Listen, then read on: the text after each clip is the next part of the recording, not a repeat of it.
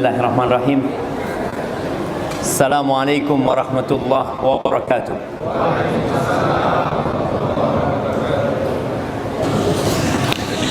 Alhamdulillah Rabbil alamin. Wa bihi nasta'in ala umuri dunya waddin. Segala puji bagi Allah Jalla Jalaluh, Rabb, pencipta, pemilik, penguasa dan pengatur alam semesta ini. Kita tahu tidak ada debu yang terbang, tidak ada daun yang jatuh kecuali dengan izin Allah Azza wa Jalla. Dan hanya kepada Allah kita meminta pertolongan dalam menghadapi urusan dunia kita. Kita tahu dunia ini melelahkan dan sering membuat orang terpedaya, sehingga dia lupa bahwa dunia diciptakan sejatinya hanya untuk tempat ujian dan cobaan. Di sini bukan tempat bersenang-senang, tapi di sini tempat berjuang dan berkorban. Allah Azza wa Jalla mengatakan, laqad khalaqnal insana fi kabad. Kami telah menciptakan manusia dalam kepayahan. Bagaimana seorang ibu melahirkan kita, capek dan lelah. Bagaimana dia membesarkan kita, capek dan lelah, dan kita pun tumbuh besar dengan kelelahan. Kita hanya bisa menangis. Lapar menangis, haus menangis, sakit menangis, ngomong nggak bisa. Semua bergantung dengan kasih sayang orang tua kita kepada kita. Tatkala kita sudah mulai tumbuh besar, gigi kita mulai keluar dan itu menyakitkan. Kita menangis, demam tubuh kita. Tatkala kita mulai belajar berjalan dan kita capek juga, jatuh. Tapi tetap sama emak kita disuruh jalan.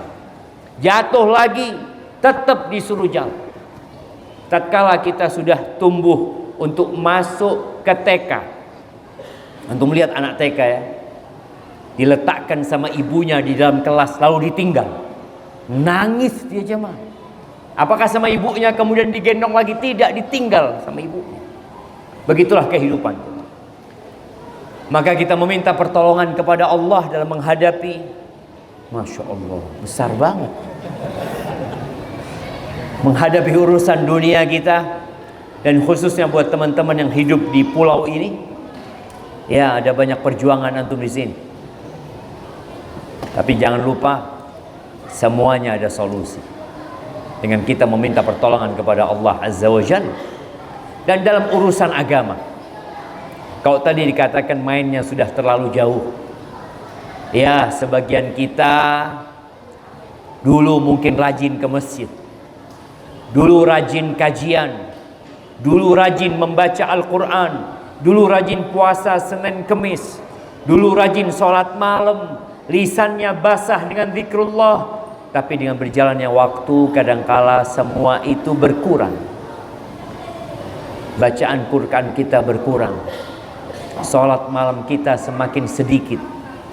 Kadangkala datang kajian pun sudah malas, apalagi kajian rutin yang ada online. Bagaimana supaya semangat itu kembali? Ya, kita hadir hari ini jemaah, supaya kita kembali bersemangat untuk benar-benar tidak terperdaya dengan dunia ini.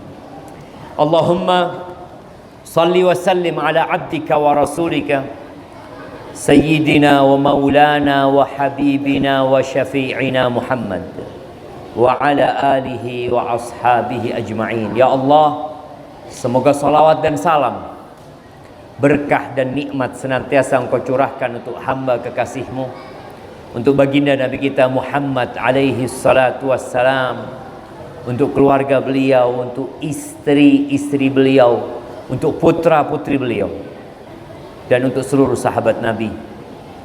Semoga Allah meridai kita bersama mereka. Amma ba'd. Allah Azza wa Jalla di surat Fatir ayat 6 mengatakan, ya ayuhan nas,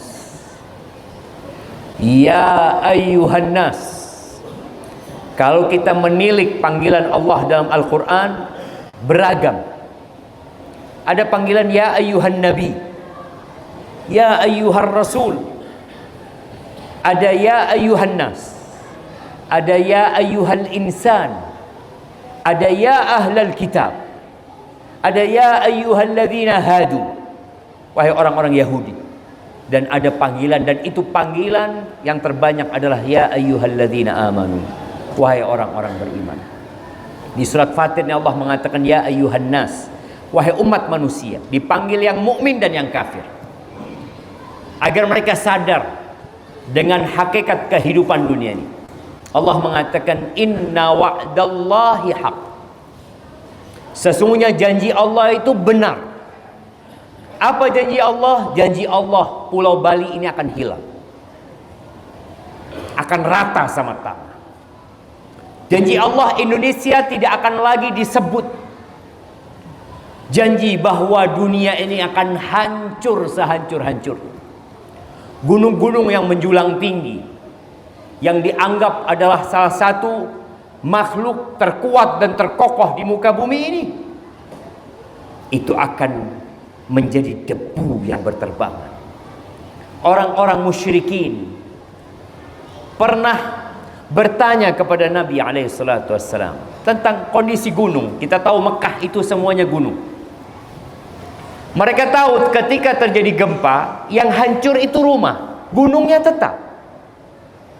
Rumah hancur, iya mereka lihat. Maka mereka bertanya, wa yas'alunaka 'anil jibal faqul yansifuha rabbi nasfa fayadharuha qa'an safsafan la tara fiha 'iwajan wala amta.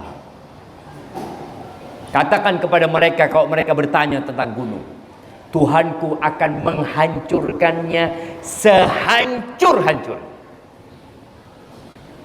Kita tahu tatkala ada penambangan di gunung-gunung emas itu, gunung itu nggak hancur, gunung itu berlobang, tapi nggak hancur. Adapun nanti gunung itu akan hancur sehancur-hancurnya. Lalu Allah jadikan semuanya rata, nggak ada lagi yang tinggi, nggak ada lagi yang turun, semua jadi rata sama tanah. La tara fiha iwajan wala amta, nggak ada lagi tanda buat orang, nggak ada lagi yang bengkok. Nggak ada lagi yang tahu, oh dulu rumah ana di sebelah ini. Nggak ada. Dan itu janji Allah. Dan Allah mengatakan idza zulzilatil ardu zilzalaha wa akhrajatil ardu athqalaha. Allah akan keluarkan dari bumi ini emas, batangan emas setiang-tiang ini ya. Dan manusia akan melihat itu, lalu mereka tidak mengambilnya sedikit pun.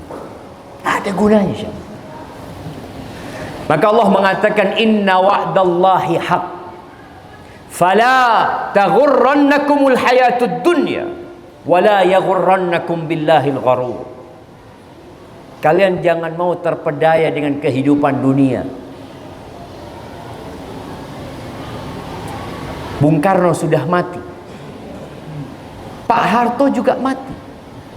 Pak Harto berkuasa 32 tahun, nggak ada mati. Dilanjutkan oleh Habibie yang bisa membuat pesawat kebanggaan negeri kita. Mati Habibie. Sebelum Habibie mati, Allah takdirkan istrinya mati. Kemudian dia mati. Digantikan oleh presiden keempat kita, Abdurrahman Wahid. Kemana Abdurrahman Wahid? Mati. Lalu diganti oleh Ibu Megawati. Kemana suaminya Ibu Megawati? Mati. Ibu Megawati belum mati ya, tapi suaminya mati. Kemudian digantikan oleh SBY. Kemana istrinya SBY? Mati. Ibu Mega sedang menunggu kematian sebagaimana suaminya mati. Kemudian SBY sedang menunggu kematian sebagaimana istrinya telah mati. digantikan oleh Bapak Jokowi. Beliau juga sedang berdiri di antrian kematian. Sekarang presiden kita, siapa presiden kita? Bapak Prabowo. Semoga Allah memberikan petunjuk kepada beliau dan menjaga beliau dari segala bahaya. Semua sedang nunggu kematian. Maka jangan tertipu dengan kehidupan dunia. Engkau mau jadi orang terkaya di dunia ini, nggak akan umurmu lebih 200 tahun. Siapa yang mau umurnya 200 tahun di sini? Orang nggak ada. Umur umat Nabi SAW antara 60 sampai 70 tahun. Dan sedikit yang lewat dari itu. Maka janji Allah itu benar. Engkau akan mati, engkau akan dibangkitkan, dan engkau akan ditanya tentang semua yang kau lakukan. Ketika orang-orang digiring ke padang mahsyar, Allah mengatakan waqifuhum, berhentikan mereka, innahum mas'ulun, mereka akan ditanya. Jemaah, sebagian kita mungkin merasa ada banyak hal dalam hidupnya yang dia lupakan, tapi ternyata ada dalam catatan mereka. La tus'alunna yawma idzin 'anin na'im. Kalian benar-benar akan ditanya tentang nikmat yang Allah berikan. Apa kalau bicara nikmat? Mungkin sebagian Ustaz, anak susah hidupnya Ustaz, rumah ngontrak, utang belum lunas. Akan dikatakan kepada antum, alam nusahih badanak. Bukankah kami sudah sehatkan tubuhmu? Sebagian kita berpikir nikmat itu uang. Wallah jamaah, nikmat sehat lebih berharga daripada uang. Maka antum akan ditanya, alam nusahih badanak wa narwika minal ma'il barid. Kami berikan kepadamu air yang dingin, kau bisa minum. Itu ditanya, apalagi yang lain. Maka jangan tertipu dengan kehidupan dunia. Semua akan ditinggalkan. Tapi Allah sudah menetapkan, bal tu'thirunal hayatad dunya wal akhiratu khairu wa abqa. Inna hadha lafis suhufil ula, suhufi Ibrahim wa Musa. Nih, potongan ayat ini ada di kitabnya Nabi Ibrahim dan di kitabnya Nabi Musa. Bal tu'thirunal hayatad dunya, kalian lebih mementingkan kehidupan dunia. Itu sejak dulu. Padahal akhirat lebih baik dan lebih abadi. Antum melihat ketika antum sodakoh, berapa yang antum sodakohkan dan berapa yang antum simpan? Mampukah antum sodakoh separuh harta antum? 2,5% kadangkala. Ini kayaknya nggak masuk zakat Ustaz, ini kayaknya nggak masuk. 2,5% macam. Dia berusaha bagaimana nggak kena zakat, karena kita lebih mementingkan kehidupan dunia. Padahal akhirat lebih baik dan lebih abadi. Maka Allah katakan, jangan tertipu dengan kehidupan dunia. Wala yaghurrannakum billahil gharur. Dan ada satu penipu lagi. Jangan mau kalian terpedaya dengan tukang tipu. Siapa tukang tipu? Iblis. Bagaimana iblis menipu Nabi Adam dan berhasil? Berhasil. Menipu istrinya Nabi Nuh, berhasil? Berhasil. Menipu Qabil sampai membunuh Habil, berhasil dia tipu. Dia tipu anaknya Nabi Nuh yang disebut beberapa tafsir namanya Kan'an, berhasil ditipu. Kaumnya Nabi Nuh ditipu sama iblis. Nabi Adam meninggal dunia, Qabil meninggal dunia, Nabi Nuh meninggal dunia, kaumnya meninggal dunia, iblis tetap hidup. Karena dia minta waktu sampai hari kiamat untuk hidup. Lalu datang menipu kaumnya Nabi Hud, mereka dibinasakan. Nabi Hud meninggal dunia, iblis tetap hidup. Kaumnya Nabi Soleh mati, Nabi Soleh juga meninggal dunia, iblis masih hidup. Berhasil menyesatkan dan menipu kaumnya Nabi Ibrahim, iblis masih hidup. Bayangin ya, Pengalaman dia menipu manusia sampai Allah sebut al-gharur. Penipu ulung al-gharur itu jemaah. Maka hati-hati. Cuma memang kita itu udah dikasih tahu setan, jangan deketin setan. Tetap kita bersohib sama setan. Ada bisikan-bisikan, nantilah sholatnya. Iyalah, kan waktunya masih panjang. Ya. Maka hati-hati dengan tukang tipu itu. Jamaah rahimakumullah. Sebagian kita mungkin pernah mengalami fase dalam hidupnya yang dia berpikir, kalau anak mati pada waktu itu, Ustaz, insya Allah Ustaz, mudah-mudahan masuk surga. Ada fase di saat antum baru hijrah. Ada fase di saat antum, ya Allah, sholat itu Ustaz khusyuk sekali. Tapi sekarang khusyuk itu mulai pergi. Dulu Anda bisa menangis tatkala Anda mendengarkan cerita-cerita para nabi. Sekarang udah mulai keras hati Anda. Anda lihat kawan Anda menangis, kiri Anda menangis, Anda tetap gak bisa menangis. Ahibati fillah, ada cerita yang diriwayatkan oleh Imam Muslim. Cerita ini cerita tentang seorang sahabat Nabi yang bernama Amr ibn al-As. Ada hadiah. Mana panitia? Nanti minta sama panitia. Ada. Kapan Amr bin As masuk Islam?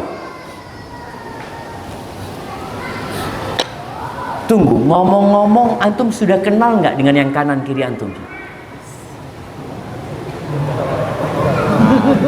Udah belum? Belum kayaknya antum. Antum tahu keutamaan bersalaman dengan saudara antum? Dosa-dosa berguguran ketika antum berjumpa sama dia. Ana tidak akan mulai kajian, lanjutkan kajian sampai antum kenalan dengan yang kanan kiri antum. Tanya namanya, dari mana dan apa profesinya. Cara kenalannya, saya fulan.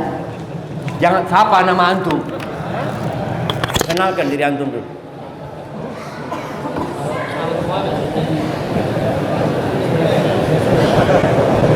Bapak-bapak di atas jangan lihat ustadznya ya, lihat kanan kirinya. Ahlan wa sahlan. Barakallahu fikum, masyaallah. Minum dulu Anda ya.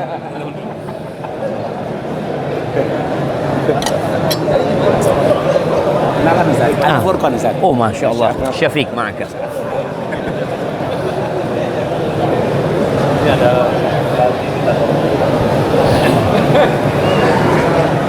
sudah kenalan nanti. Kadang-kala orang disuruh kenalan tetap lihat ke ustadznya. Kayak nggak denger ustadznya ngomong itu. Sudah. Oh, akan ana mau tunjuk deh. Yang pakai rompi. Nah, mantu. Siapa nama yang di kanan antum? Oh, belum kenalan kan? Belum jemaah. Astagfirullah. Apa beratnya? Siapa namanya? Loh, gak kenal. Gak jelas. Siapa namanya? Angga, dari mana?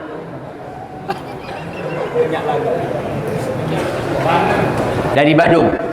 Baik, apa profesinya? Lu main 3 pertanyaan aja sulit antum mau tanya jamaah. Nah, masih ada banyak jamaah di ini tadi. Mohon perhatiannya. berdiri aja antum yang enak. Bisa lebih merapat ke depan, mengingat masih banyak jamaah di. Oke. Ya. Tolong. Iya, sekarang antum berdiri. Antum nggak capek duduk dari tadi. Berdiri. Berdiri jamaah, semuanya berdiri. Yang atas juga berdiri. Ya, biar darahnya lancar semua. Mak-mak juga berdiri. Oke, sudah berdiri. Maju 1 cm. Ukur ya 1 cm. Ya, maju 1 cm. Maju. Baik, kebanyakan antum. Terus duduk. Bismillah. Ya, sekarang duduk jemaah.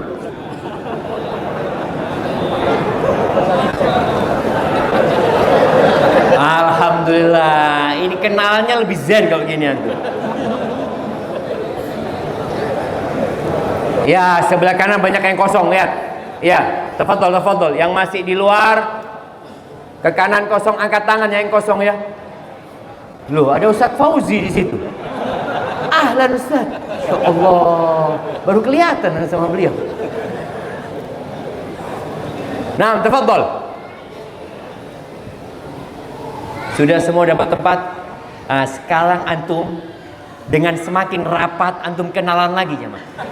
Walaupun antum merasa lutut antum sudah ketemu sama lutut saudara antum, lebih kenalan lagi. Bismillah. Udah? Oke, pertanyaan anda tadi. Kapan Amr bin As masuk Islam? Wah. Nah, ini angkat tangan dulu. Awal tahun 8 Hijriah sebelum Fathul Makkah. Masya Allah, kasihkan hadiahnya. Masya Allah. Iya. Sebelum penaklukan kota Mekah, Amr bin As itu masuk Islam dengan 2 orang. Siapa 2 orang itu? Nah, Khalid bin Walid terus 2 orang.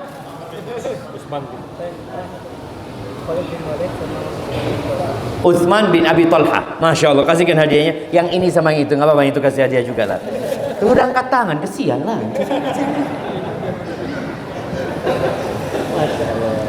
Iya. Jadi ketika masuk Islam, Amr bin As ini nggak jadi baiat. Dia tarik tangan. Lalu dia mengatakan asytarit. Aku mau buat syarat. Nah, Anda akan bacakan syarat ini. Tapi sebelumnya diceritakan ketika Amr bin As mau meninggal dunia. Amr bin As itu nangis ya, nangis panjang tangisan beliau. Dan beliau nggak mau memandang kepada orang-orang yang ada di sekitarnya. Beliau memandang ke tembok. Anaknya, subhanallah, anaknya Abdullah bin Amr bin As ini sangat berbakti sama bapaknya. Dan dia dapat pesan dari Nabi SAW, jangan engkau menyelisihi bapak. Kadang-kala pendapat bapaknya nggak sesuai, tetap dia ikutin bapak. Selama tidak bertentangan dengan perintah Allah dan Rasulnya. Sang anak mengatakan, ya abata, wahai ayahanda, ama basyaraka Rasulullah sallallahu alaihi wasallam bikada. Engkau ingat Nabi pernah memberikan kabar gembira kepadamu dengan ini. Dengan ini disebutkan kabar gembira yang pernah disampaikan Nabi alaihi salatu wassalam kepada bapaknya, supaya bapaknya berhenti menangis.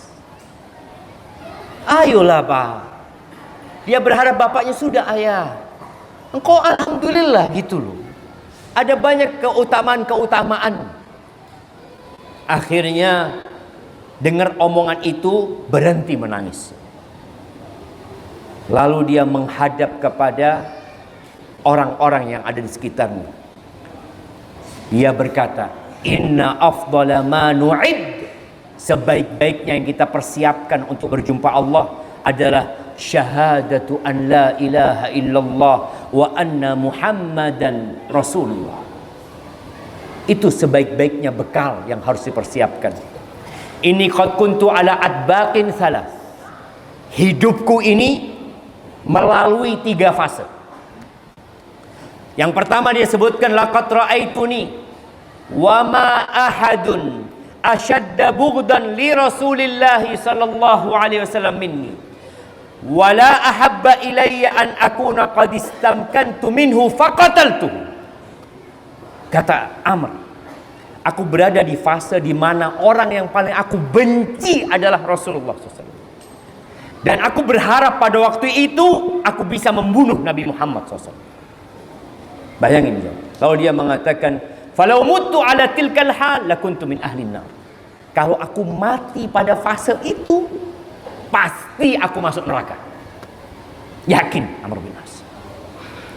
Falamma ja'alallahu al-Islam fi qalbi, ketika Allah menjadikan Islam dalam hati. Nih, bagaimana Amr bin As menyebutkan nikmat itu dari Allah. Aku jadi Islam nih karena Allah gitu. Antum bisa datang kajian ini karena Allah. Antum bisa sholat juga karena Allah. Semua kebaikan yang bisa kita lakukan, wallah jamaah, itu karena Allah azza wa jalla. Walaula fadlullahi alaikum wa rahmatuhu ma zaka minkum min ahadin abada. Walakin Allah yuzakki man yasha. Kalau bukan karena karunia Allah dan rahmatnya kepada kalian, tidak ada satu pun di antara kalian yang bersih dan suci. Nggak ada. Selama-lamanya, iya nggak selama-lamanya. Walaupun ada 100 ustadz, 1000 ustadz yang datang, nggak ada. Tapi Allah yang memberikan kesucian kepada siapa yang Allah kehendaki. Maka Amr bin As mengatakan, ketika Allah menjadikan Islam dalam hatiku, ataitun nabiyya sallallahu alaihi wasallam. Dia datang dari kota Mekah menuju ke kota Madinah menjumpai Rasulullah sallallahu alaihi wasallam. Lalu Amr bin As mengatakan, ubsut yaminak fali ubaya.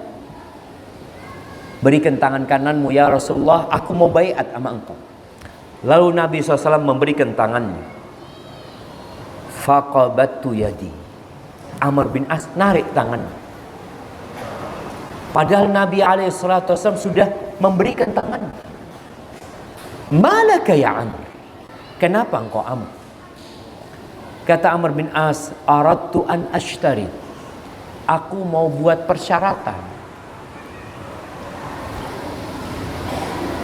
Aku punya syarat ya Rasulullah. Kata Nabi SAW, tashtaritu bimada. Apa yang engkau syaratkan? Kata Amr bin As, ayyuk farali. Syaratnya aku diampuni dosa-dosa. Karena Amr As berpikir, apa gunanya aku masuk Islam kalau dosa-dosaku yang banyak itu nggak diampuni? Maka dia minta supaya dosa-dosaku yang dulu diampuni. Lalu Nabi SAW mengatakan, ama alimta annal Islam yahdimu ma kana qabla. Apa engkau nggak tahu Islam itu menghancurkan semua yang sebelum Islam? Wa annal hijrata tahdimu ma kana qablah. Hijrah itu menghapuskan dosa-dosa yang sebelumnya. Wa annal hajja yahdimu ma kana qablah. Begitu pula haji menghapuskan dan menghancurkan dosa-dosa yang sebelumnya. Lalu akhirnya membaiat Nabi SAW. Kata Amr bin As, wa ma kana ahadun ahabba ilayya min Rasulillahi sallallahu alaihi wasallam wala ajalla fi aini minhu. Wa ma kuntu utiqu an amla'a aynayya minhu ijlalan lahu walau su'iltu an asifahu ma afaqtu li'anni lam akun amla'u aynayya minhu. Kata Amr bin As, setelah kejadian itu tidak ada manusia yang lebih aku cintai daripada Rasulullah sallallahu alaihi wasallam. Tidak ada manusia yang lebih aku agungkan daripada Nabi alaihi salatu wasallam. Sampai karena aku mengagungkan Nabi SAW, nggak pernah aku memandang Nabi dengan penuh seperti itu. Kalau aku ditanya bagaimana wajah Nabi SAW, nggak bisa aku mensifati. Karena beliau benar-benar mengagungkan Rasul SAW. Lalu dia mengatakan, walau mutu ala tilkal hal, kalau aku mati pada posisi itu, la rajautu an akuna min ahlil jannah. Aku berharap aku masuk surga. Kalau yang pertama dia mengatakan pasti aku masuk neraka, tapi kalau ini dia berharap aku masuk surga. Kalau aku matinya dulu. Lalu kata Amr bin As, thumma wallina awwalina asya'a ma adri ma halifu. Kemudian ya kita menjadi pemimpin, jadi gubernur Amr bin As, dan aku nggak tahu bagaimana kondisiku menjalankan amanah-amanah itu. Dan sebagian kita fasenya di fase yang ketiga, di fase dia mulai jauh dari nilai-nilai agama, mulai sibuk mengumpulkan dunia. Apakah antum berbaik sangka kalau anak mati insya Allah masuk surga? Atau antum seperti Amr bin As yang mengatakan nggak tahu, banyak dosa-dosa. Banyak perkara-perkara yang aku lakukan yang mungkin Allah tidak meridhai. Bahkan Amr bin As mengatakan, "Ma'adri, aku nggak tahu bagaimana kondisiku menjalankan tugas-tugas itu. Fa idza ana mutu fala tashabni naihatun wala narun." Kalau aku mati, jangan ada peratap yang mengikuti aku, tidak pula ada api yang mengikuti aku. Fa idza dafantumuni fashunnu alayya turab shannan. Kalau aku sudah mati, tolong kuburkan aku dan kalian tuangkan itu tanah kepadaku. Thumma aqimu hawla qabri qadra ma tunhar jazur wa yuksam lahmuha hatta asta'nisa bikum. Kalau aku sudah mati, kalian jangan pergi dulu ya. Kalian tungguin aku sebentar.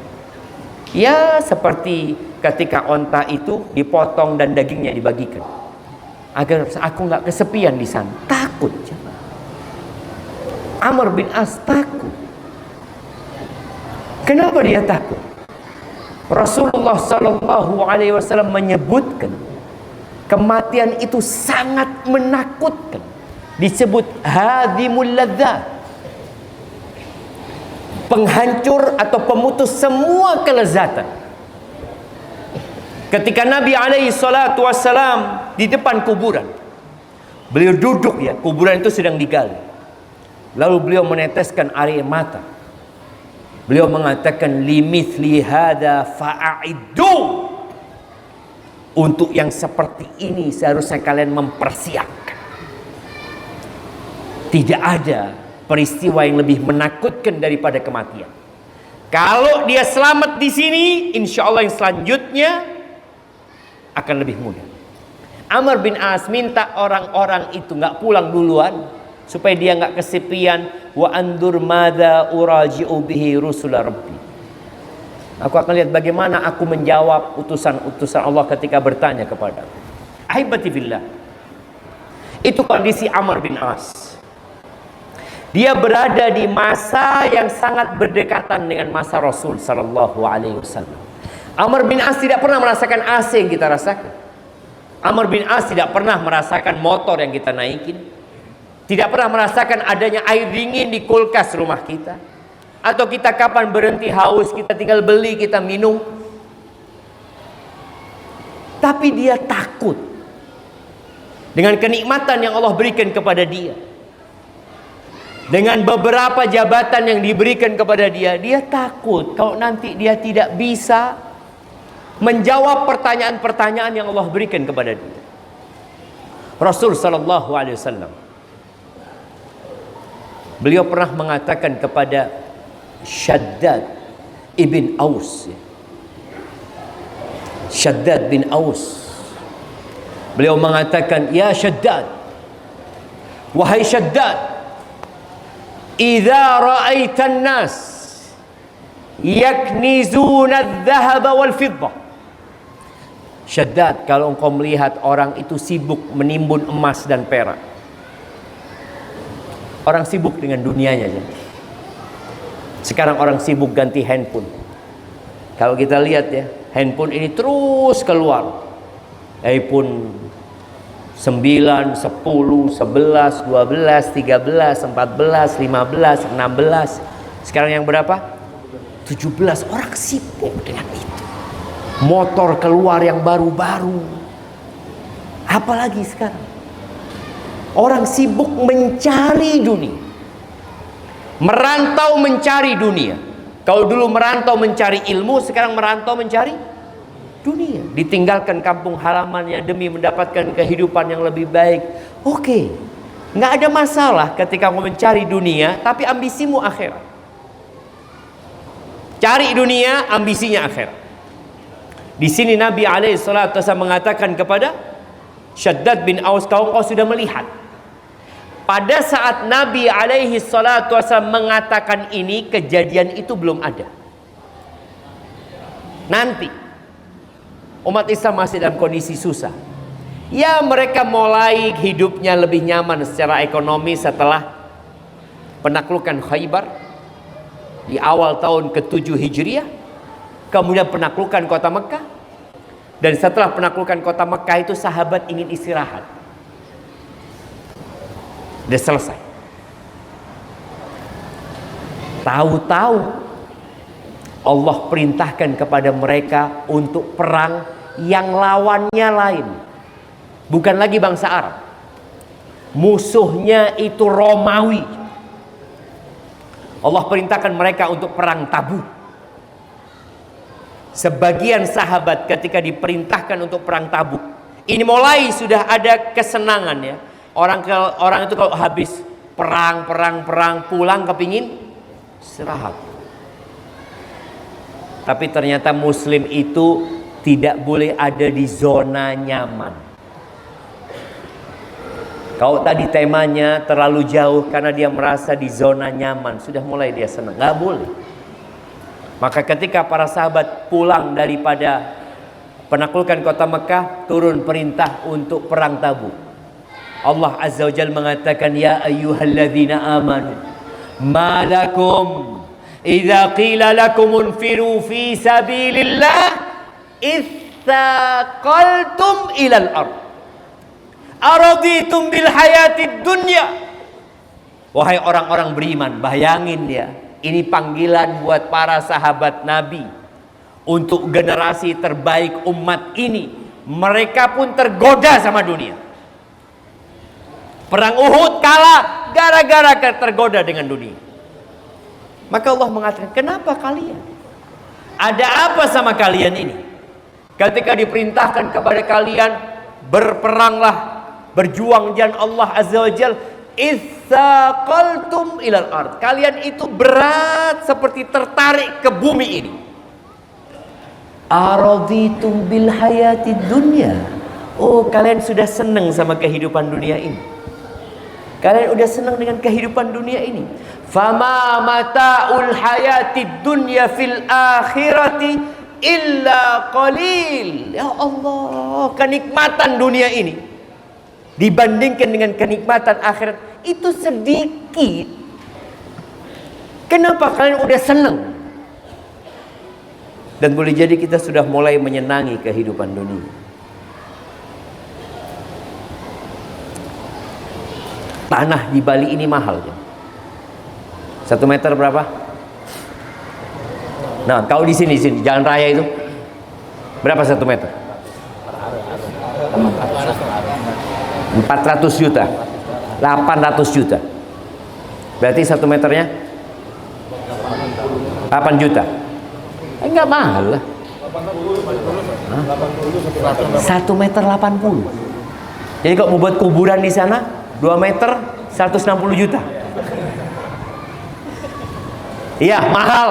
Mungkin orang berpikir kalau aku punya tanah 1 hektar di Bali ini Ustaz, oh kaya raya Ustaz. Antum tahu Nabi alaihissalam pernah mengatakan, la maudhi'u sauti ahadikum fil jannah. Satu tempat ya mungkin 1 meter, tempatnya pecut. Dulu mereka naik onta, naik kuda, ada pecut yang biasanya digantung. Tempat pecutnya itu di surga, anggap 1 meter tadi, khairun minad dunya wa ma fiha. Lebih baik daripada Bali semua kalau punya antum. Kalau antum dikasih Pulau Bali buat antum, nggak ada apa-apanya. Dunia dan isinya kalau diberikan kepada antum, tetap lebih baik 1 meter di surga Allah Azza wa Jalla. Maka Allah katakan, kalian udah senang sama kehidupan dunia. Sedikit jamaah. Beliau pernah mencontohkan tentang kehidupan dunia itu seperti seorang yang memasukkan jarinya ke lautan, terus angkat, lalu dia lihat nih ada berapa tetes nih. Itu dunia yang saat ini diperebutkan oleh 8 miliar manusia. Dan lautan itu adalah akhiratnya. Lalu kalian udah mulai senang dengan kehidupan dunia ini. Baru sadar sahabat Nabi. Memang perlu diingatkan terus ya. Terus diingatkan. Kalau antum baca di Al-Quran, ada seringkali Allah menyebutkan tentang dunia seperti ini, dunia seperti ini. Karena memang dunia ini menipu. Tapi kembali kepada Syaddad bin Aus tadi. Yang Nabi mengatakan, kalau engkau melihat orang-orang mulai menimbun emas dan perak, sibuk dengan dunianya, mau tidur yang dibuka rekeningnya, dilihat ada berapa angkanya, oh masih banyak. Ada mungkin kalau dulu berangkat ke ATM hanya masukin kartu aja, Pak. Seret. Cek saldo. Alhamdulillah. Sudah. Fulus sudah masuk. Apa yang harus dilakukan?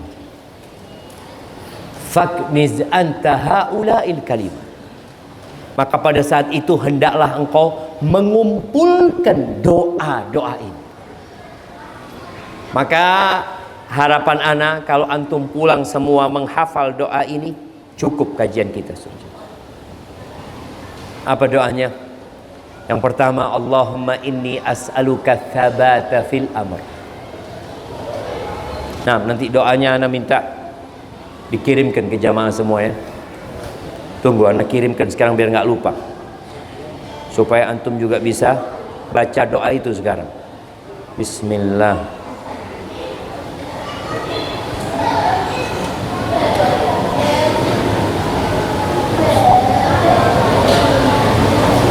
Bentar jamaah doanya.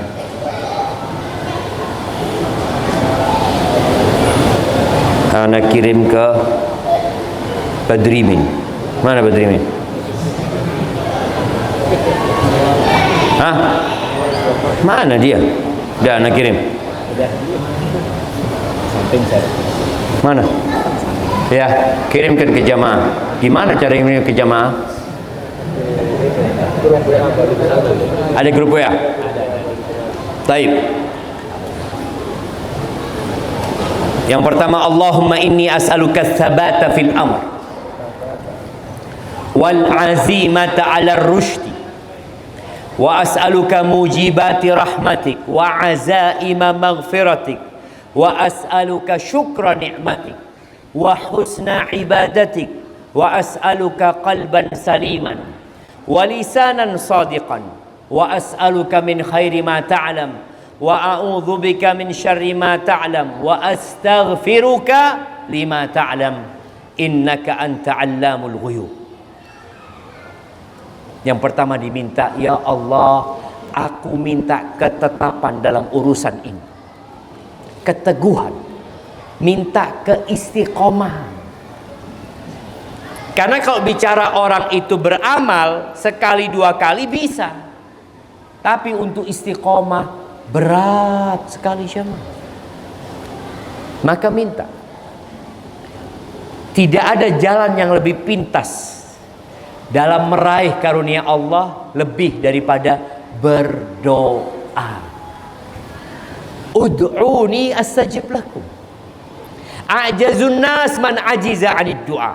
Orang yang paling lemah orang yang nggak bisa doa. Maka minta ketetapan. Di saat banyak fitnah yang datang dari kanan, kiri, depan, belakang, kita minta, ya Allah, aku minta ketetapan dalam urusan ini. Yang kedua, wal azimata 'ala rusydi. Dan aku minta semangat, tekad yang kuat di atas petunjuk. Karena ada orang semangat tapi bukan di atas petunjuk. Semangat membela kesesatan ada. Coba antum lihat ya. Ada orang yang jam 3 bangun untuk sholat malam, ada yang bangun jam 3 untuk nonton bola. Ada nggak? Ada. Semangat dia nonton bola, ngomong sama istrinya, sayang, jangan lupa jam 3 kopinya. Istrinya suruh bangun untuk bikin kopi, bukan untuk sholat malam. Dan memang untuk dunia kita itu nggak perlu disemangati, karena sudah semangat. Tapi untuk akhirat perlu kita minta. Antum nggak perlu, ya Allah berikan semangat mencari dunia, ya Allah, nggak perlu. Antum sudah semangat.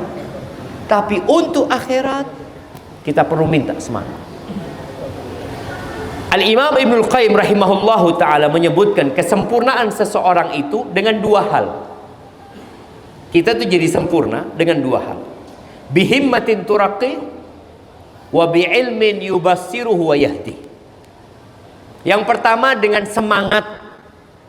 Yang dengan semangat itu antum akan naik. Yang kedua, dan itu yang kedua sebenarnya menjadi asas yang pertama, adalah ilmu.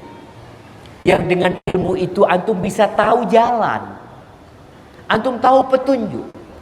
Coba antum tadi ke masjid ini modal semangat,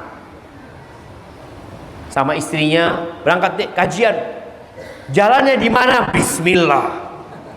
Loh bang, tahu jalan, wallahu kan niat kita baik, insya Allah sampai ke tujuan. Oh enggak, niat baik itu belum tentu sampai ke tujuan. Bang, kanan kiri, ashabul yamin, pokoknya kita ke kanan terus, kanan, nggak nyampe ke sini. Ke sini harus belok kiri, betul, belok kiri ke sini, atau belok kanan terus. Tadi niat yang baik tanpa ilmu, semangat yang kuat tanpa adanya ilmu, nggak berguna. Maka syarat diterimanya amalan adalah ikhlas dan sesuai. Tadilah yang perlu kita tumbuhkan adalah semangat, dan kita minta sama Allah dan ilmu, supaya kita tahu mana yang hak dan mana yang batil. Berapa banyak di antara kita yang dulu makan riba, yang dulu melakukan riba karena menurut dia nggak apa-apa. Ustaz, itu sedikit bunganya Ustaz, bukan riba. Anda nggak pernah akad itu riba Ustaz. Selalu akadnya bunga Ustaz. Kapan antum pernah akad riba di mana? Sekarang ada judol ya. Oh judol, pinjol. Antum pinjol sekarang lihat, alhamdulillah Ustaz ada kemudahan sekarang. Fa inna ma'al usri yusra Ustaz. Alhamdulillah Ustaz. Anak punya masalah langsung pinjol Ustaz. Alhamdulillah. Orang merasa itu kemudahan yang merupakan tadi tipu daya dari tukang tipu. Islam membolehkan pinjam meminjam kalau memang butuh, tapi tidak boleh ada riba. Dan memang mengherankan ya. Pinjam meminjam dalam Islam itu asasnya membantu. Maka nggak boleh cari keuntungan. Ketika ada orang mau meminjamkan dengan hati yang lapang, hati-hati antum. Orang ini berarti mau cari keuntungan. Kita itu kalau mau minjemin duit mikir jamaah, ya Allah ya nanti nggak balik fulusnya masih ini itu. Tapi ini orang masya Allah, antum tinggal foto bersama KTP langsung cair. Maka tadi akhirnya orang melakukan itu karena faktor tidak tahu atau tidak mau tahu. Dan fitnah itu di mana-mana jemaah. Kalau melihat ya orang yang terjebak dalam pinjol ini, anak baca tahun kemarin itu 80 triliun. 80 triliun yang terkena yang namanya pinjol. Plus yang kalau yang judol jangan ditanya. Judol itu sudah 160-an triliun. Dan rata-rata yang terjebak di sana yang gajinya di bawah 5 juta. Bukan orang kaya. Orang sudah susah, dia pikir cara ini kayaknya cepat kaya. Nggak ada orang kaya lewat judol. Mana pernah melihat, Masya Allah nih Ustaz beli rumah jadi judol, beli motor dari judol. Nggak ada. Yang ada jual motor karena judol, jual rumah karena judol. Itu yang ada. Cerai sama istrinya karena judol. Anak-anaknya terlantar karena judol. Dan ketika kalah, datang pembela kebenaran, namanya pinjol. Mau bantu. Datang dia mau belain antum. Naudzubillah min dzalik. Ingat, minta petunjuk di atas, minta tekad yang kuat di atas petunjuk. Lalu wa as'aluka mujibati rahmatik. Ya Allah, aku memohon kepadamu semua yang bisa mendatangkan rahmat-Mu. Apa saja supaya kita dapat rahmat Allah. Karena nggak ada yang masuk surga dengan amalannya. Nabi Muhammad alaihissalatu wassalam masuk surga dengan rahmat Allah azza wa jalla. Maka kita minta apa saja ya Allah yang bisa mendatangkan rahmat-Mu, berikan kepada aku. Contohnya ini yang bisa mendatangkan rahmat Allah itu menyayangi yang di bumi. Irhamu man fil ardi yarhamkum man fis sama. Kalian sayangi yang di bumi, Allah akan merahmati. Yang di langit akan merahmati kalian. Kita tahu cerita pelacur yang memberi minum seekor anjing. Lalu Allah ampuni dosa-dosanya. Kita itu nggak tahu ya, amalan mana yang bakal mendatangkan rahmat Allah, kemudian Allah kesian sama kita, lalu Allah memasukkan kita ke surga. Maka minta sama Allah Azza wa Jalla. Wa azaima maghfiratik. Dan aku memohon kepadamu ya Allah juga yang dapat mendatangkan ampunan. Subhanallah jamaah, kalau kita lihat ya, hampir semua ibadah itu pahalanya ampunan. Salat yang 5 waktu itu pengampunan dari dosa. Zikir antum, azan jam berapa? Belum. Udah masuk. Kita azan dulu ya. Naam, tafadhal.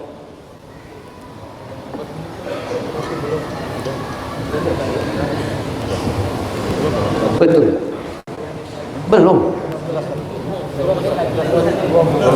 Masya Allah, ada khilaf, ada yang 4 menit, 2 menit, ada yang sudah masuk waktunya. Ya, jangan azan dulu sampai masuk waktunya. Baik, kita lihat pahala berbagai macam ibadah. Orang yang haji, apa pahalanya? Diampuni dosa-dosa. Kemudian sholat yang 5 waktu, diampuni dosa-dosa. Membaca subhanallah, alhamdulillah, Allahu akbar 33, 33, 33, ditutup dengan la ilaha illallah, diampuni dosa-dosanya walaupun seperti buih di lautan. Sedekah, diampuni dosanya. Kok gitu Ustaz ya? Karena memang kita adalah pendosa. Yang sholat di saf pertama, jangan merasa antum alhamdulillah, insyaallah anak kalau sudah mati siap Ustaz. Antum udah gak punya dosa. Sebagian kita kadang-kala bertanya, Ustaz, anak ini kok banyak musibah Ustaz ya? Apa karena dosa-dosa anak yang lalu Ustaz ya? Emangnya antum sudah berhenti berbuat dosa? Ingat sama yang lalu aja. Antum tiap hari boleh jadi terus berbuat dosa. Tapi kita dengarkan azan jamaah. Jamaah, kita akan lanjutkan kajian kita ya. InsyaAllah sholatnya akan diundur setelah kajian selesai. Kenapa? Yang pertama, ada keutamaan mengakhirkan waktu isya. Bahkan Nabi SAW mengatakan, laula an asyukka ala ummati, andai kata aku tidak takut memberatkan umatku, la akhartul isya ila nisfil lail, aku akan akhirkan isya sampai tengah malam. Jadi insyaallah kita akan sholat paling enggak jam 11. Siap Ustaz? Kalau beliau tidak takut memberatkan umatnya, tapi beliau karena takut memberatkan umatnya, ya beliau tidak melakukan itu. Kemudian yang kedua, menunggu sholat ke sholat selanjutnya, itu disebut dengan ribat, dan itu mengangkat derajat. Ribat itu dilakukan oleh para mujahidin di perbatasan negeri Islam dengan negeri kafir. Dan antum duduk di rumah Allah dari tadi maghrib nunggu waktu isya, itu disebut riba dan terhitung sholat. Kalau kita sholat sekarang lalu kajian lagi, udah nggak dihitung sholat, karena kita nggak nunggu waktu sholat, kita nggak nunggu subuh. Tapi kalau sekarang kita kajian nunggu waktu isya, sholat isya. Jadi insya Allah duduknya kita tetap dihitung sholat, dan kita insya Allah dapat pahala sholat. Nah, siap antum? Aduh Ustaz, lapar sudah.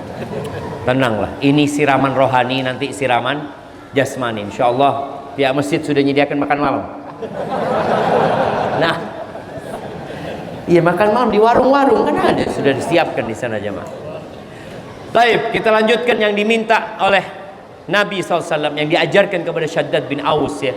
Dan bukan hanya Syaddad bin Aus, bahkan di beberapa riwayat Ibnu Hibban disebutkan beliau membacanya ketika sholat ya. Doain, wa as'aluka syukra ni'matik, dan aku memohon kepadamu agar bisa mensyukuri nikmatmu ya Allah. Karena biasanya pada saat kita melihat orang bermewah-mewahan, orang sibuk dengan hartanya, kita lupa sama nikmat Allah. Kita kalau membandingkan ya, umpamanya kita lagi duduk bareng, naruh HP kita, HP kita iPhone 11, Tahu-tahu satu datang bawa iPhone 18. Padahal belum keluar kan. Nah, iPhone 17 kita langsung, ya Allah. Ketika antum parkir motor, antum pikir motor antum sudah paling bagus. Vario 2026 udah keluar. 2025 parkir, tahu-tahu datang PC terbaru jemaah. Allahu Akbar. Kapan anak naik ini? Dan itu dunia.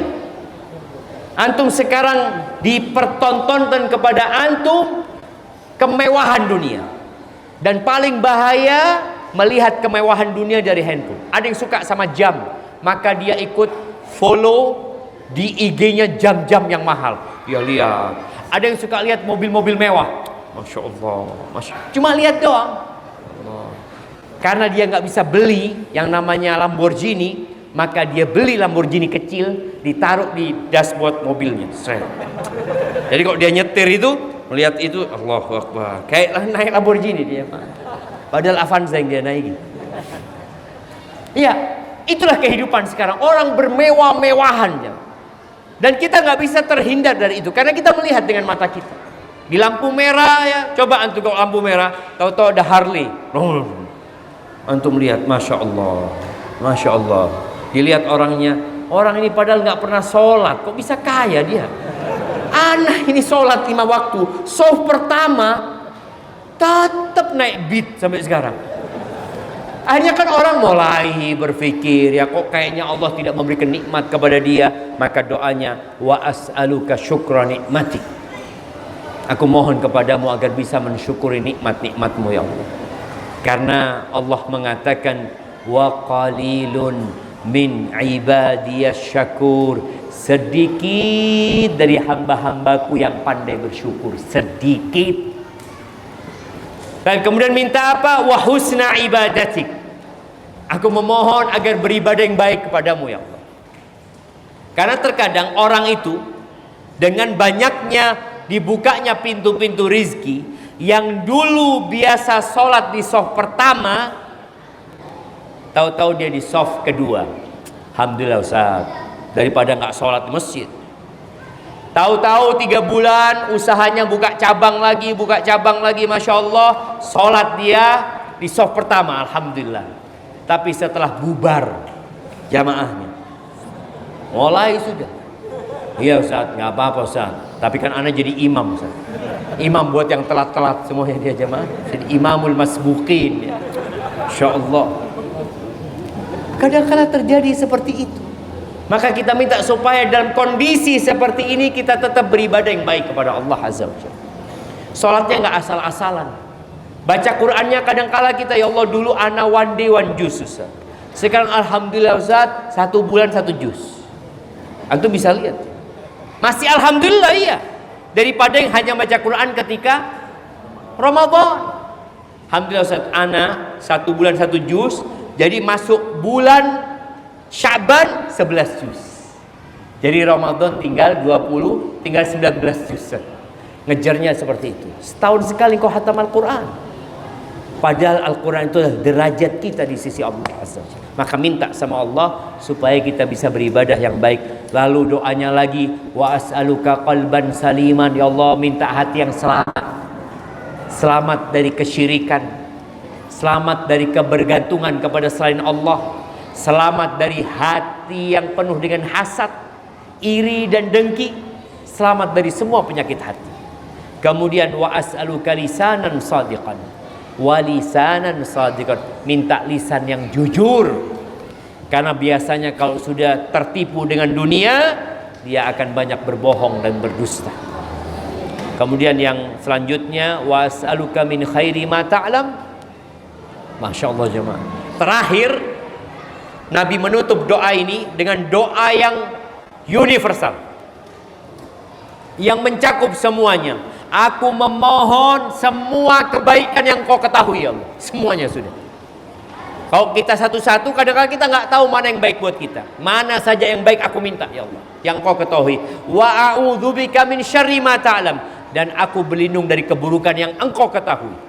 Wa astaghfiruka lima ta'lam. Dan aku memohon ampun atas dosa-dosa yang kau ketahui yang mungkin kita lupa, kita nggak sadar. Pokoknya aku minta ampun dari semuanya, ya Allah. Innaka anta 'allamul ghuyub. Sesungguhnya engkau adalah maha mengetahui dengan yang gaib. Maka jamaah tolong dibaca, diajarkan kepada istrinya, diajarkan kepada anaknya, kemudian diartikan, karena Allah tidak mengabulkan doa dari hati yang lalai dan lengah. Barakallahu fiik. Itu yang dapat Anda sampaikan. Kurang lebihnya mohon maaf. Ada pertanyaan yang masuk? Loh, tadi sudah diumumkan. Oh, alhamdulillah, berarti nggak ada yang tanya. Karena senang kalau antum nggak tanya, jemaah. Karena berarti antum sudah faham, sudah ngerti. Ingat, ilmu itu nggak ada gunanya kalau tidak diamalkan. Diamal pun nggak ada manfaatnya kalau antum tidak ikhlas mengamalkannya. Maka semoga antum dari kenalan antum.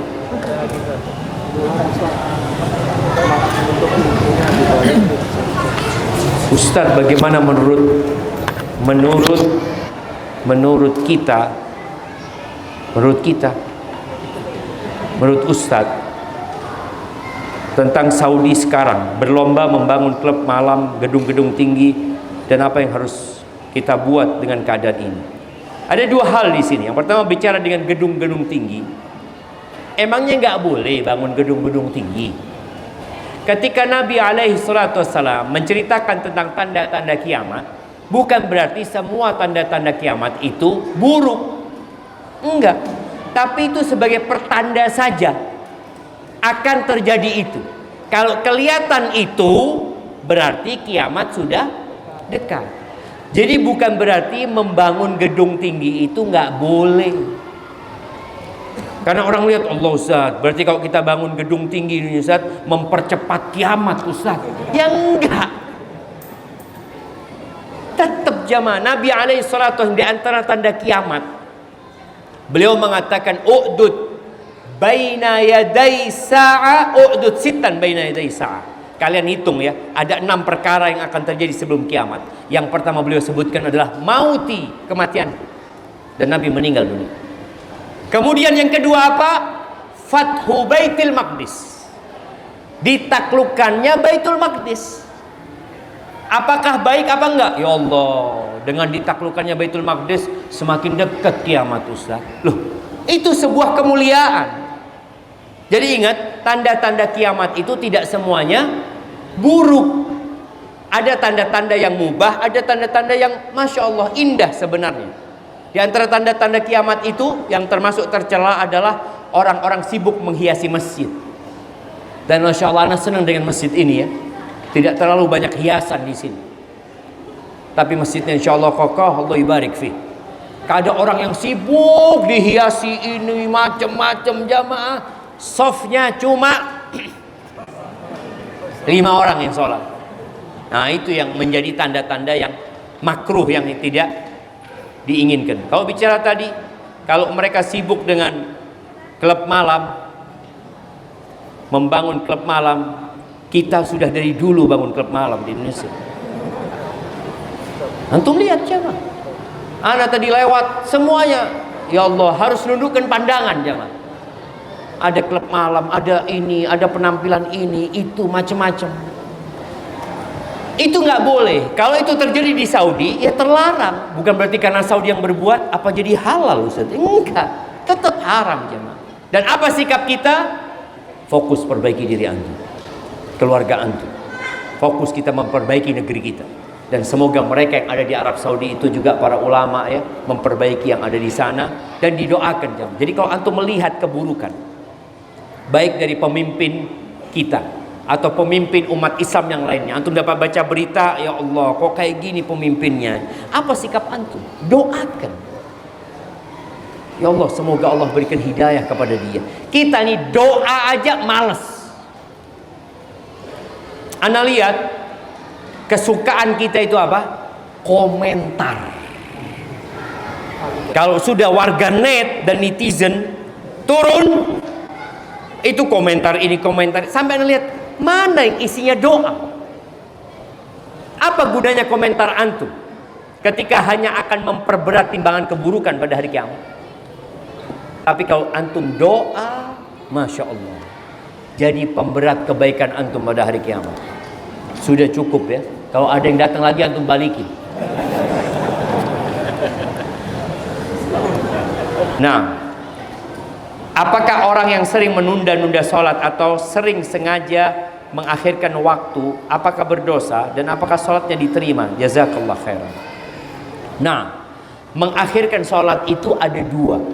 Yang pertama, mengakhirkan sampai keluar waktunya, maka dia termasuk fawailul lil musallin alladzina hum an salatihim sahun alladzina hum yura'un.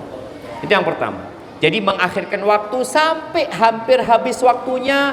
Dan Nabi SAW menyebutkan seperti orang munafik, ketika matahari mau terbenam baru dia sholat, dan sholatnya dicepetin.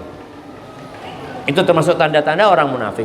Tapi kalau dia mengakhirkan waktunya masih dalam waktu sholat tersebut, maka dia tidak dikatakan lalai dengan sholat.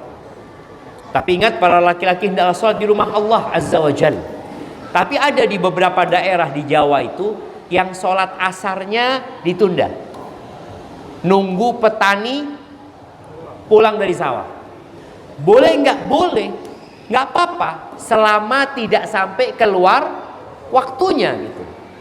Umpamanya beberapa pondok, umpamanya seperti di kampus kita, sholat zuhur kita itu jam 12.35 menit. Jam 12.30 menit. Padahal adzan zuhurnya macam-macam, kadang-kala jam setengah 12, kadang-kala jam 12 kurang seperempat ya. Tapi karena memang kita sudah tetapkan nunggu mahasiswa keluar kelas, kita sholat jam 12.35 menit. Nggak ada masalah, tetap tepat waktu. Karena memang waktu zuhur itu waktu yang panjang. Dari matahari tergelincir sampai bayangannya, satu bayangan ya, sampai seperti itu. Itu waktunya. Jadi selama dilakukan di waktu itu disebut sholat tepat waktu, tapi bukan di awal waktu. Seperti itu. Namun ada sholat-sholat yang Nabi SAW tunda demi maslahat. Di masa Nabi SAW pernah di musim panas, Bilal itu mau adzan. Kata Nabi SAW, tunggu dulu. Tunggu dulu, kata dia. Kesian orang-orang kalau keluar dari rumahnya panas-panas itu. Karena para sahabat Nabi radhiyallahu anhum, mereka dengar adzan langsung ke masjid gitu. Maka abridu, tunggu dingin, kata dia. Karena panasnya itu termasuk dari panasnya neraka jahanam, kata Nabi SAW. Jadi menunda kalau ada maslahatnya malah nggak apa-apa, malah boleh jadi lebih baik daripada orang datang ke masjid panas-panas ya, akhirnya sholatnya nggak khusyuk ya. Apalagi Masjid Nabawi dulu nggak ada AC-nya jemaah, nggak kayak sekarang. Nah, mungkin seperti itu. Pertanyaan terakhir, nggak dapat lagi antum kan? Alhamdulillah.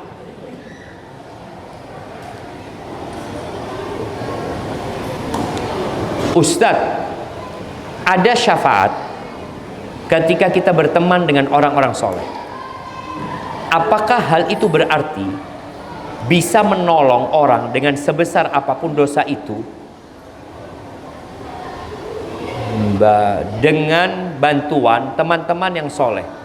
Apakah berlaku pula untuk kafir yang berteman dengan orang-orang soleh? Nah, ahibati fillah, syafaat itu ada dua syaratnya. Yang pertama, keridhaan Allah dan izin Allah Azza wa Jalla. Allah tidak ridho sama orang-orang kafir. Gak mungkin gitu loh. Mereka akan mendapatkan syafaat. Ada syafaat yang diberikan oleh Nabi Muhammad SAW, itu termasuk syafaat khasah. Nabi memberikan syafaat kepada pamannya yang kafir, tapi tidak bisa keluar dari api neraka. Nggak bisa. Ketika Abbas bertanya kepada Nabi SAW, pamanmu, kata dia, yang membelamu, yang mendukungmu, yang melindungimu, apa manfaat yang bisa engkau berikan kepada dia ketika sudah mati Abu Thalib? Maka Nabi SAW mengatakan bahwasanya dia fi dhahdahin minan nar, berada di permukaan neraka. Disebutkan dia pakai sandal dari api neraka, otaknya mendidih. Kalau bukan karena syafaatku, dia akan berada di keraknya api neraka. Itu syafaat khusus buat Nabi SAW. Adapun syafaat buat orang-orang kafir nggak bisa. Kalau dikatakan apakah bisa memberikan syafaat kepada pelaku dosa besar? Ya tadi, kalau Allah ridho dengan orang ini dan dengan orang yang kasih syafaat dan ada izin dari Allah, baru bisa. Makanya sejatinya syafaat itu diminta kepada Allah Azza wa Jalla. Karena memang nunggu izin dan keridhaan Allah. Nggak bisa orang, anak mau kasih syafaat, Allah kalau nggak ngasih izin, nggak bisa. Makanya Al-Imam Syafi'i rahimahullahu ta'ala, kita lihat ya sekelas Imam Syafi'i, bagaimana takutnya beliau sama neraka, dan bagaimana beliau merendahkan dirinya dalam urusan ibadah.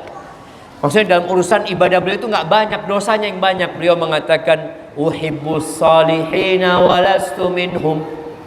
Aku ini cinta sama orang-orang soleh, padahal aku bukan dari golongan mereka. Bayangin, Imam Syafi'i mengatakan itu. Wa akrahu man tijaratuhul ma'asi. Uhibbus salihina walastu minhum. Fa arju an anala bihim syafa'ah. Aku berharap dapat syafaat lewat mereka. Wa akrahu man tijaratuhul ma'asi wa in kunna sawiyan fil bidha'ah. Dan aku benci sama orang-orang pelaku maksiat. Benci. Walaupun dagangan kita sama, kata Imam Syafi'i. Maka ketika antum pelaku maksiat, jangan suka sama pelaku maksiat. Cintalah kepada orang soleh. Maka datang sama orang soleh, ya, duduk ngaji sama mereka. Tadi kenalan sama orang-orang soleh. Karena insya Allah yang di masjid ini semuanya soleh, benar. Insya Allah, Ustaz. Walaupun keluar nanti jadi apa, wallahu a'lam. Tapi yang di masjid insya Allah semua soleh. Jamaah, kita berdoa memohon kepada Allah. Allahumma. Apa doanya tadi? Sudah hafal belum? Allahumma inna nas'aluka tsabata fil amri wal azimata 'ala ar-rusydi wa nas'aluka mujibati rahmatik wa azaima maghfiratik wa nas'aluka syukra ni'matik wa husna ibadatik wa nas'aluka qalban saliman wa lisanan sadiqan wa nas'aluka min khairi ma ta'lam wa na'udzu bika min syarri ma ta'lam wa nastaghfiruka lima ta'lam innaka anta 'allamul ghuyub. Subhanakallahumma wa bihamdika asyhadu an la ilaha illa anta astaghfiruka wa atubu ilaik. Wassalamualaikum warahmatullahi wabarakatuh.